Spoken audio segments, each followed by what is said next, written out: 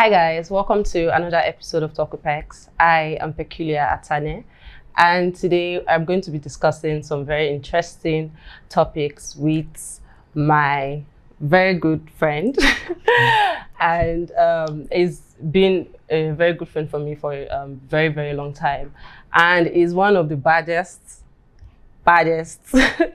cinematographers in the industry. So please meet Vili. Say hi. Yeah. Hi. We've been having a lot of conversations and discussions about how men are perceived and treated in the society. So I'd like to ask you, are there any social or societal expectations of men that you feel are quite unnecessary? I don't know why you're setting me up, but the word unnecessary, I don't think. But I feel like there are a couple of things out there that I think are just over-exaggerated. Like expecting men to adopt adults, females. Adoption is one of them. Actually, for the school of thought that believes a man should provide if they obviously like somebody. Because I feel like love goes hand in hand with giving. So if you like somebody, you should extend and do some certain level of gestures like giving. Let me bring it down to the level women like to, have it. Money. Should give money.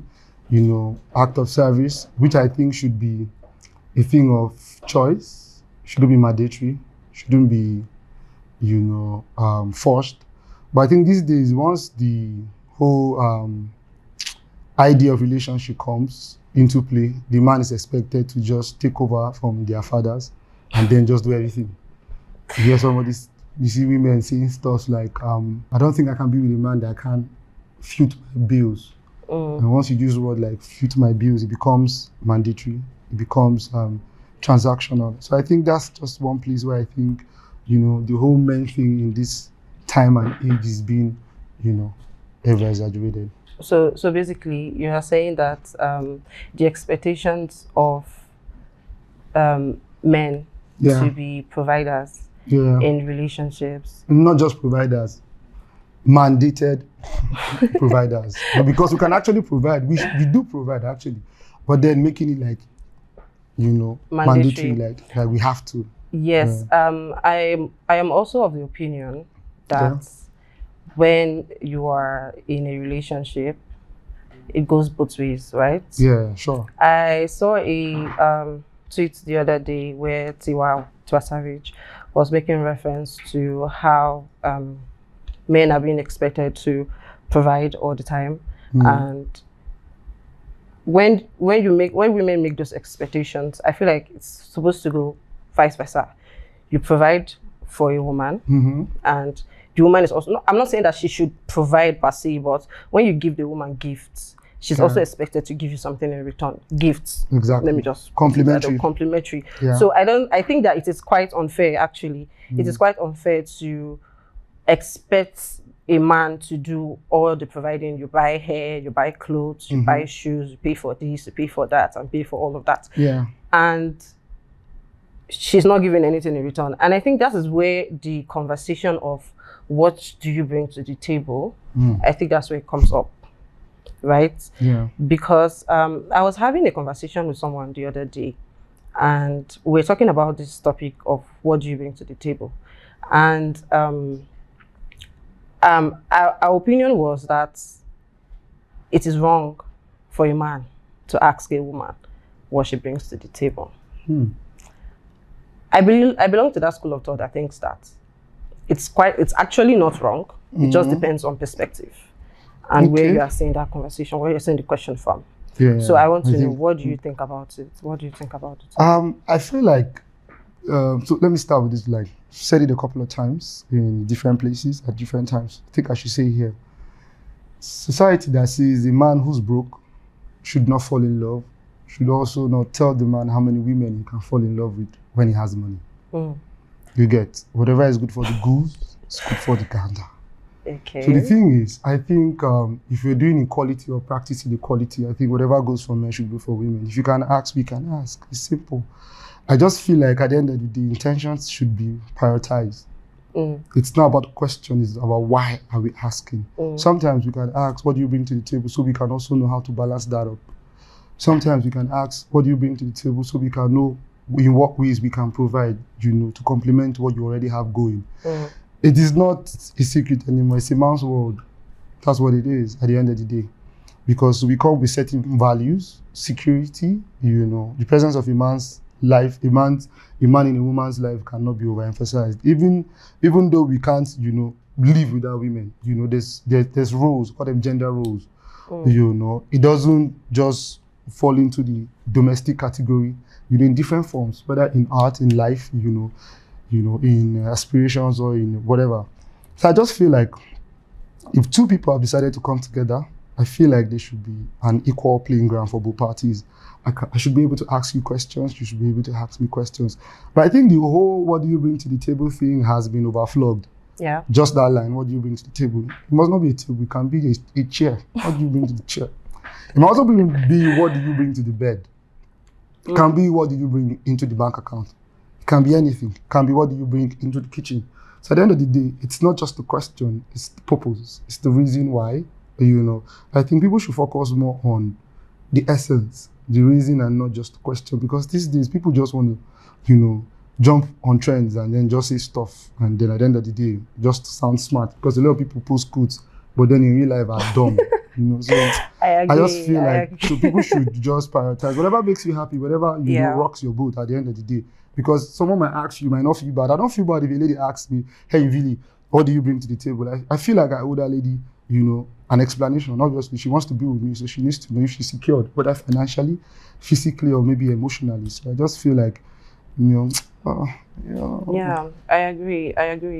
I think the way that conversation ended, when I was having that conversation with somebody, I was of the opinion that when this question is being thrown at you, it's not a thing that calls for offense. You shouldn't pick offense from that question.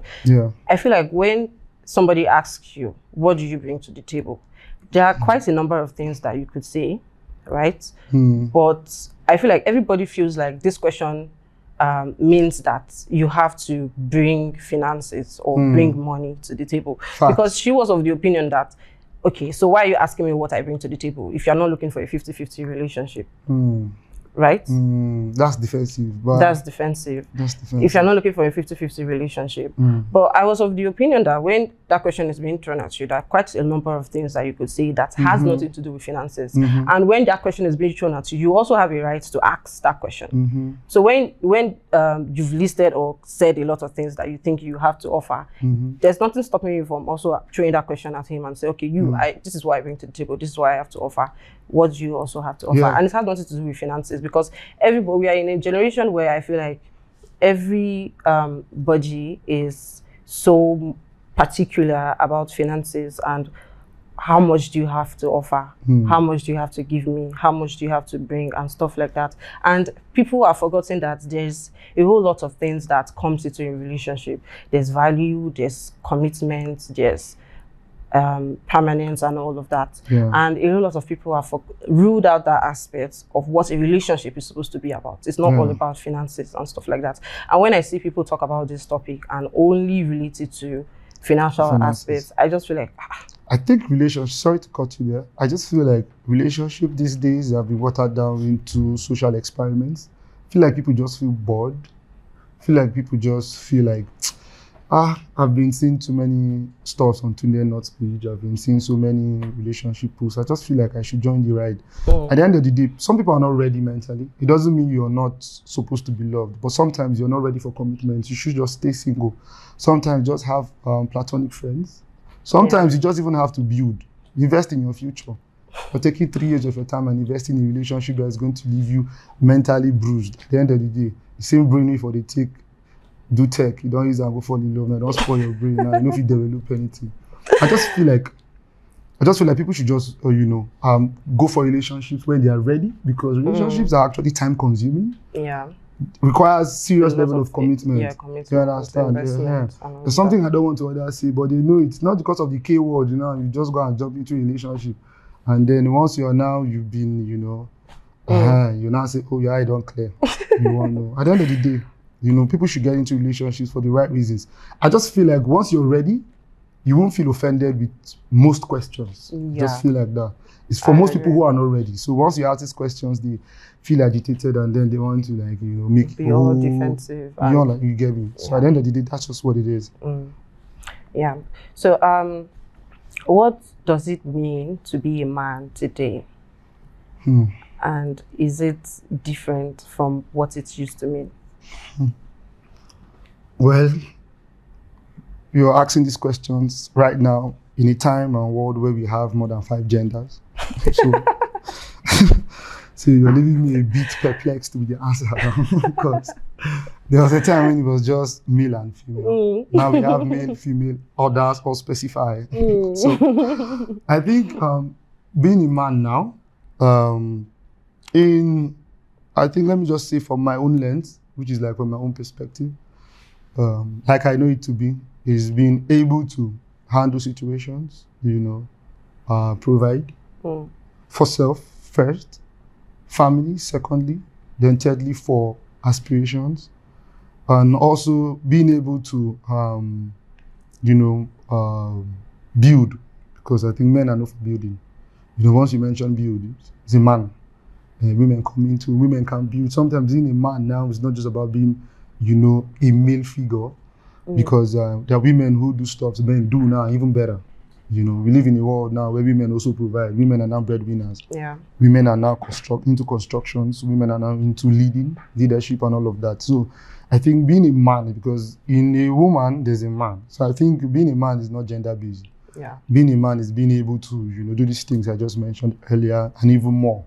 So, but for the gender specification, being a man is just, you know, having heavy testosterone and having 2 balls is okay. It's okay to be a man, if that's what being a man is actually. For the other one, I actually don't know. Well, I think that's what being a man should be. Okay. I didn't answer your question, but no, you definitely did not. Okay, I think let me break it down like this. Now, do you think that there's enough support for men's mental health in today's world? First answer, no.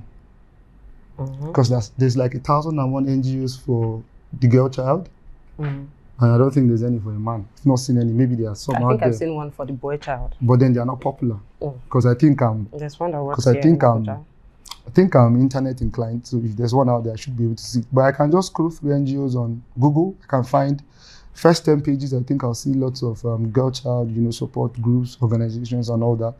But for men, I can't see, because usually I don't know. You know, like let me just say this here. For a society that cries, you know, very loud and are very vocal about the female child and her well-being, should also balance that up with the male child. Yeah. So I don't think we men actually are given enough room to be ourselves. Because here was on the street, like, a man is not supposed to cry. And a man is not supposed to do that. You be a man now, why they do like that? You know, for example, you walk down the street, you see a guy hitting a girl. In 10 seconds, we have lots of people, including men, going after that guy. But then you see like a woman, you know, doing the same thing to a guy. They'll be like, Nama, you be now, just wakadi, go. You know, by the end of the day, we all have emotions. We all have feelings. At the end of the day, you just feel like we've been handed over a lot of things from birth. But the truth of the matter is we've not. We learn on our own. We grow on our own. Even the way we are built, you can find 2 females consoling themselves after a heartbreak, but a man, I don't think you can find 2 men consoling themselves. So I feel like there's not so much awareness and there's not so much, you know, room for men to actually, you know, be themselves. Because, like I say, I'm a man currently. I'm trying so hard not to sound, you know, a certain type of way. This is me being conscious, even with my conversations. I still might get dragged in the comment sections by just saying the few things I just said. But I think in a free world, I should be able to express myself regardless that I'm a man or not. I think it should be, you know, there should be equal, you know, rights for all. Yes. Not just in words too. Yeah. Because now that comment section, now as I talk, now somebody did the type. How's that guy feeling like? Okay, actually, I agree. I agree with you. I feel like we live in a world where men are not, or are said to not be allowed to express themselves or feel some certain things. And I think that it's been a conversation that has been going on for a very, very long time.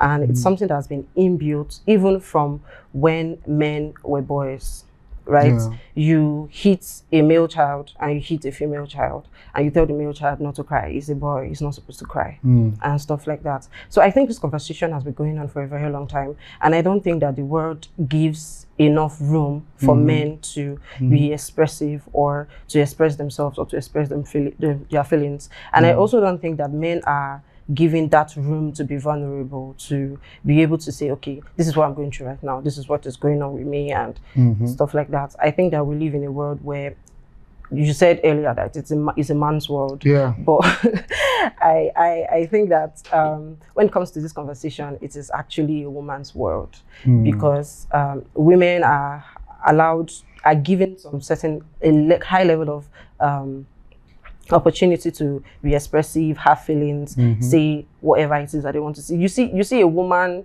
down talking a man, and when the man tries to react or say something, they are telling him, why are you talking like a woman? You're a man. So you're supposed to just sit back and take whatever it is that is being thrown at you. You're supposed to just sit back, take a lot of nonsense, a lot of bullshit, a lot of dirty talks and insults and stuff like that. And you're supposed to just look, because you're a man and you're not supposed to talk. When you are going through certain things, you are not even supposed to be vocal about it. You don't even have a safe space to be able to express yourself. And I think that it is a conversation that needs to be heard.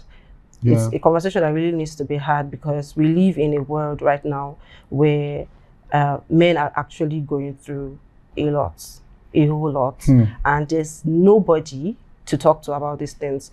Men do not even have the opportunity or the freedom to even say, I want to seek a mental health specialist, especially in this part of the world. I think when we look at the Western world, it is quite easier for a man to, okay, I'm going through this thing, let me seek help, let me talk to a therapist or something like that. But in Nigeria, if you mention it, if you go as far as mentioning it, they might even laugh you. They will laugh at you. You cannot even tell your guy, you cannot even tell your G that, guy, this is what I'm going laugh through. at you. They will tell you, say, you know, be man, what's in the world. You think in Africa here, but we have neighbors who are therapists too. We have landlords, we have church elders, we have uncles. Yes. We have egbons, we have guys. The recent one I just discovered is we have WhatsApp status. You can read everything there, quotes, memes, everything to guide you. There are stuff there that can still, So what do you think the problem is? Why do you think that men are less likely to seek help? Like, what exactly do you think the problem is, and how do you think we are going to address this issue? Seeking help. We still boil down to the same thing: having a conversation and being heard. Still speaking up. I think speaking up at the end of the day, there's no other way. You just have to speak up. You just have to still talk. Have that conversation, whatever ways you want to do that, whether online, whether in person. You want to preach about it. And I feel like everyone should be a part of the conversation, because, these days people just mind their businesses. I don't know how we arrived at this, this time where everybody's like minding their business. We're at a time where you're the best person to, start up a movement. If you're waiting for the next person, it won't happen. Just like we are having the conversations now, it's like you're asking the questions now, I can't speak. We're talking about it. I feel like the next person who's also bothered about it should have a conversation about it. If you're not bold enough to come up, to the camera to say it, then tweet about it. If you can't tweet about it, get into somebody's comment section who has tweeted about it, air your opinion. If you can't do that, you can also, say to somebody, one way or the other, just look for a way to air it. At the end of the day, the most important thing is this. You don't know what's happening to the next person who hears your opinion. Might spark up something and change up something. Yeah. So just speak and don't just stay silent. Because at the end of the day, the solution might not come now, but in the nearest future, it will come eventually. Yes, definitely. Definitely. And I think that as women, we also have a lot of role to play in this, because we are women, of course, and we should give men that room and that safe space to be able to be vulnerable and talk about their feelings, air out their feelings, and talk about stuff. I think that we women, minus me, because I have a lot of brothers, and sure? I have a lot of brothers, and I know how painful it is to see my brother going through something that he doesn't even feel safe to talk to me about or to talk to anybody about. I know how worrisome and how bothersome it is. So I think that we women, we need to create room and give men a safe space to talk about things and talk about stuff. I feel like women need to be emotionally intelligent to be able to handle conversations like this. That's a huge word though, but then they should be. I think they should be to be able to handle conversations like this, because a man cannot feel safe enough to be able to tell you something. I think women have this problem with accepting that a man should be able to talk to them about things. Like when the conversation comes up and you're trying to like tell them, okay, tell your, I don't know if you have a girlfriend or something, or you're trying to tell a woman that, okay, this is what I'm going through. Yeah. I think that men do not feel safe enough to be able to do that, because you feel like when a little problem comes up, they begin to use it against you and stuff like that. Exactly. So I think that we women, we need to create that room and be very safe. We need to create that room. Information should be safe. Yes, we need to create that safe space for men to be able to have these conversations with us. For men and not feel bothered, because it's not about having the conversations. Yes, it's about what happens after the conversation. Yeah, it's what happens after. So I think that we need to create enough room for these things to happen, because from this generation, we're moving to another generation, and I don't think I want to raise a child, a son, that will not be able to be expressive or tell me what he feels about things and stuff like that. So I think it begins now, and this is a conversation that we need to start having from now, so that we begin to tackle this stuff and create more safe space for men to be able to talk about stuff. So that is enough for mental health topic for now. And you see, you have been looking at the clothes since I've been trying to safeguard my mental health, because you can imagine, as a man, I'm answering these questions, but I'm still trying to play safe. Yeah. So that, in quote, females will not come for me. Don't worry, if they come for you, you'll come for them. No problem. Okay, so let's go down to love. To love? Yes. Thank you, Jesus. Are you a lover boy? I love God. Are you a lover boy? Are you in a relationship? Relationship with Jesus now. Marry to Jesus, Satan, leave me alone. Okay. What is the... Have you ever been in love? Let me ask you first of all. Been in love. Is there anybody that has not been in love? Okay. I feel everybody has been in love. I have been. What is the craziest thing that you've done for love? Give a woman all my money to go for me. Is that crazy? That's crazy. So what happened after? Nothing, I got them back. So how is that crazy? But just imagine it was the other way. No, I feel like you I feel like you felt safe enough to be able to give the money. But it takes some level of trust to do that. Like I said, that's a crazy thing to do. It's not advisable, don't do it. It's not advisable, but somebody wanted me not to do it actually. One guy. I won't mention the guy's name. The guy is in this room. The guy told me that's a very risky thing to do. And funny enough, as soon as he said it, 2 weeks later, I was collected your money back. Yeah, exactly. I didn't want to, but I was forced. You have trust issues. Situation led to a situation I had to get my money back. Yes. So that's like the craziest thing I've done. So let me ask you this question. It's a very deep question, because I feel like the word is being, I don't know if I should say misused or overused today, and it's the word toxic. Toxic. The word toxic, I feel like it's being overused and misused in today's world, because everybody's talking about toxic friendships, toxic relationships, toxic workplace, toxic this or toxic that, and everything is just saying toxic, toxic, and toxic. Yeah. So, have you ever been in a toxic relationship? No, I don't think my personality will get me into one. I'm a very deep thinker, analyze things too much, sometimes too extreme, multiple outcomes, possibilities. So before I even say, oh, you're my friend, there's a lot of evaluations you've gone through in my head, possibilities. So when I look at you, I ask myself questions like, would I be able to take when you go gaga? Sometimes people are so good at pretending, but I think I've experienced something close, but not toxic, because toxic is like a big word. So sometimes some people might be in their amateur, or should I call it immature era. Doesn't mean they're toxic. They might just be learning. Because at the end of the day, we're all young. I don't know why. So I don't, just that, society makes people expect so much from relationship. Somebody who's like 28, 29, 30, feeling like they already know so much about life. They actually know nothing about life. They're still learning.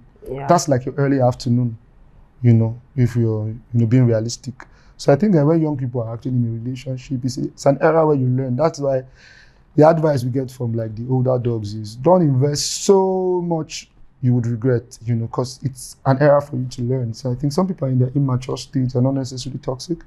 Some people are in their, I'm revamping era. Some people are in their I don't care era. Doesn't mean they're necessarily bad. But at the end of the day, it doesn't take away from, whatever is going to happen, the experiences. So I don't usually use the word toxic. So I just feel like toxic is for people who are like married.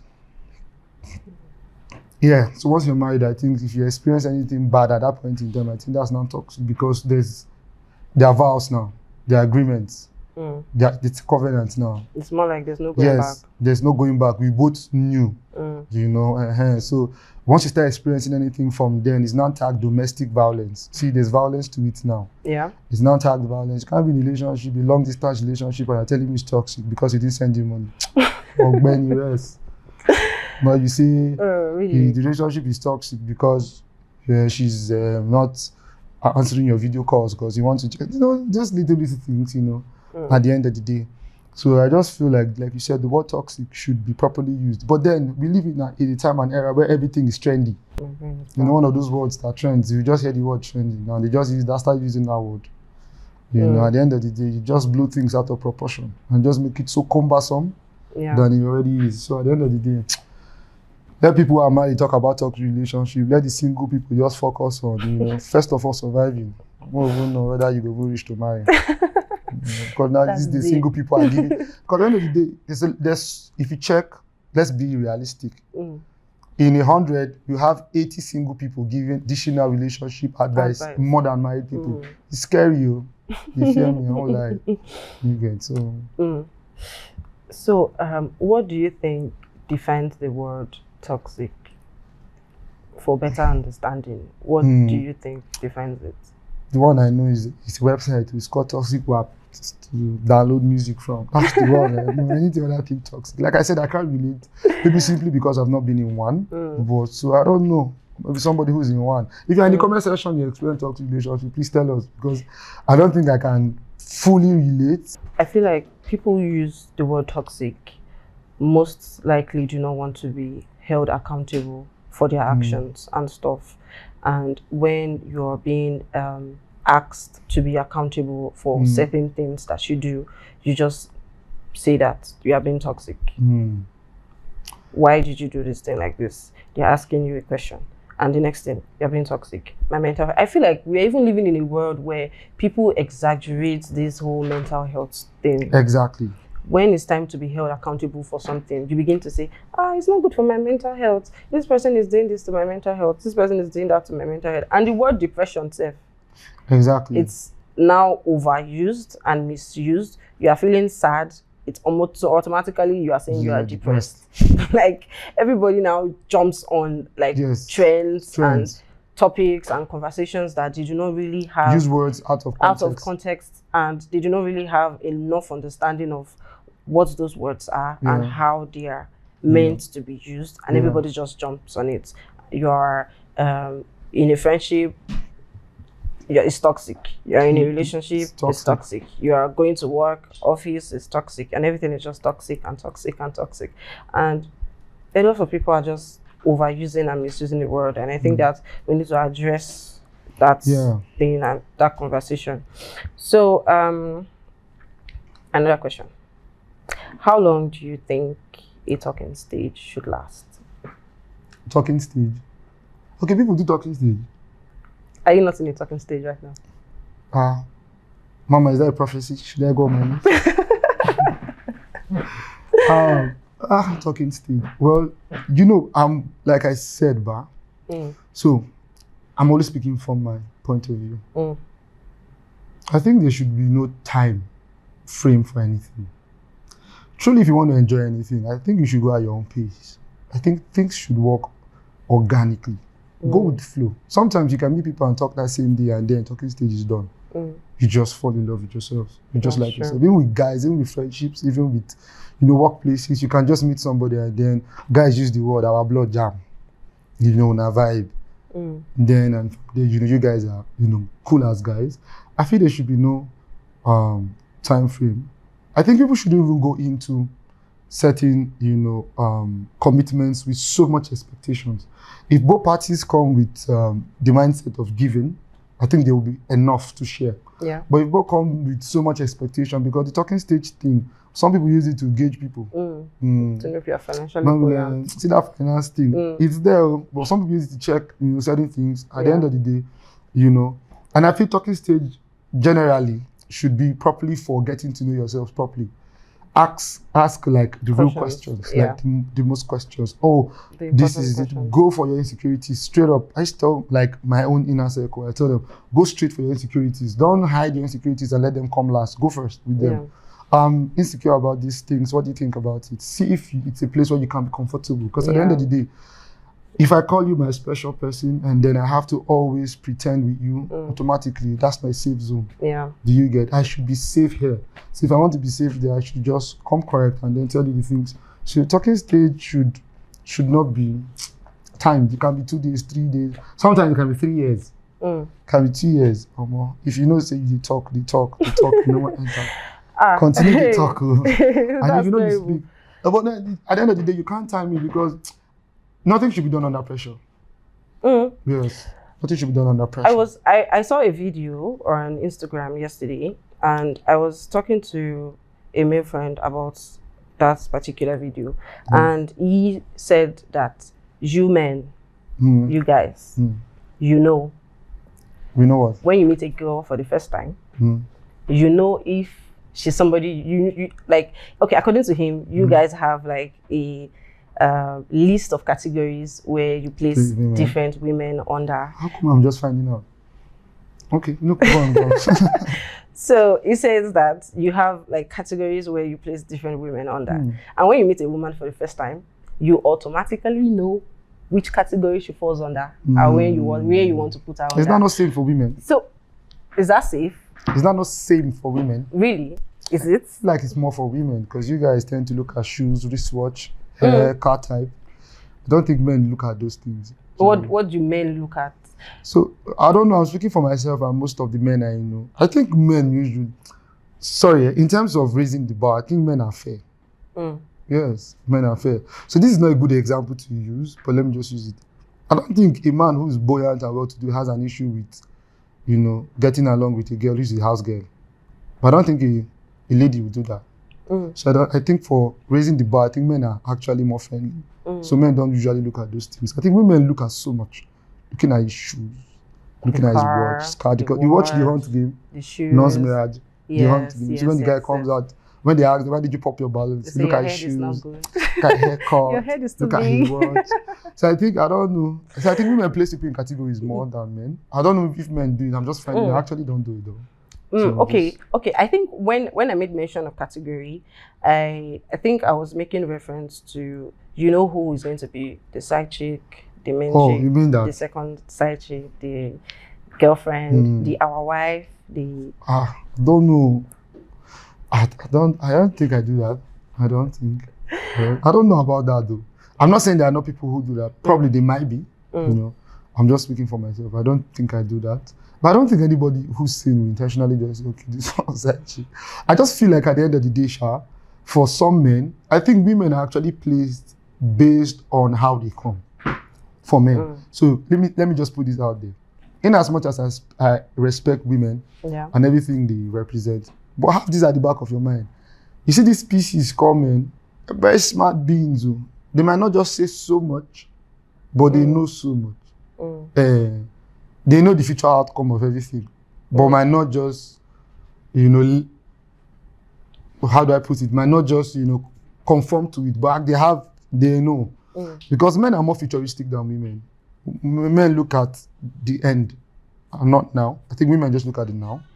Most men look at, so if they categorize it, I think they might be categorizing based on how you come. So if you come looking for money, and he has money, obviously he'll give you money because of what he also wants, but then in his head, he knows this one is for this place. If you come bearing gifts, come, you know, with, men are big on care, but most people don't know. A man will marry who cares for him, even if he doesn't love her. I think I know that one. So if you come with care, he will place you somewhere else. Might not be with you at the time, but once he's ready, can leave who he's with, that has been with 2 years, meet that one in 2 months, and then just moves on. So I think if you're coming from that perspective, I think men are big on that. So women should come original at the end of the day, because if people categorize it, like when you go for a job and we all come from interview, they rank us based on what we bring down. So I'm not saying I do it to please, I'm just using what she's saying. So I think people they will rank you based on what you come with, you know. So based on your credentials, you know, and your CV. So if your CV is shawarma, you know, movie night and ask claim, one day they rank you 10. If you come with ideas, come with solutions, and you come with, you know, they rank you high. So at the end of the day, for yourself, even as a person, you know, come correct. So at the end of the day, nobody ranks you less, because nobody wants to rank anybody who's of value less. It's your loss now. Yes. So, yeah. Yes. I think there was something that someone said to me yesterday that really struck me, and it said that men meet women to qualify them. Men qualify women, and when women meet men, they look at these men to disqualify them. And it really, really struck me, because I thought about it for a while and I realized that that is actually true. Like when a woman meets a man, she's looking at all... Is you that is saying it too? Yes, okay. I'm saying... I think that when a woman meets a man, she's looking at different reasons to disqualify him. Your nose is too big, your head is too big. Even when he has all these material qualities that you are looking for, there's still something that must disqualify him in your eyes. Like your nose is too big, your ears are too long, your head is, you're too short, you're too ugly, you're too this, you're too that. And when a man meets a woman, it's basic. I don't know if I'm speaking for you guys. I don't know if I'm speaking for you, but I think that when a man meets a woman, is basically about your values and your character and what it is that you have to offer. But I'm not saying that there are no men that meet you because of a big bomb man, big. I suppose they first to start anything. If I should know they, what do you want to talk now? I'm just joking. Okay. All right. I think that'll be all for today. Yeah. So